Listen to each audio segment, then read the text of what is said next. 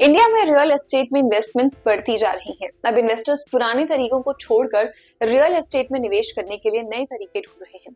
इसी बीच real estate में investors के बीच पॉपुलर हो रहा है रीट।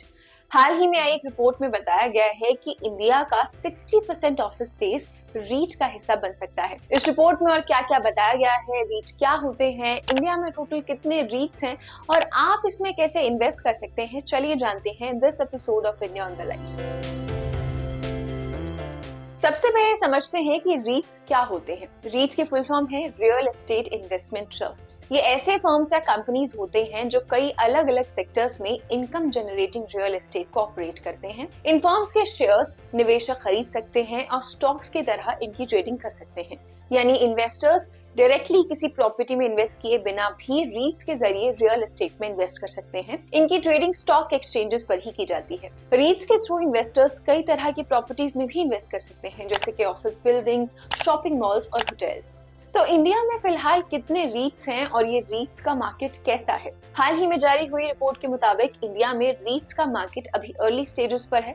करंटली इंडिया में सिर्फ 4 ही लिस्टेड रीट्स हैं: Embassy REIT, Mindspace REIT, Brookfield India REIT and Nexus Select Trust REIT. ये सब एक साथ मिलकर इंडिया के ऑफिस और रिटेल स्पेस का 125 मिलियन स्क्वायर फीट हिस्सा कवर करते हैं।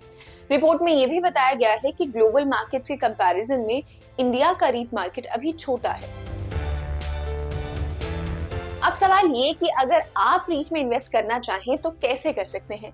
रीट्स पे इन्वेस्ट करना उतना ही आसान है जितना कि स्टॉक्स में इन्वेस्ट करना। जैसे आप स्टॉक्स में इन्वेस्ट करते हैं, ठीक वैसे ही रीट्स में भी इन्वेस्ट कर सकते हैं।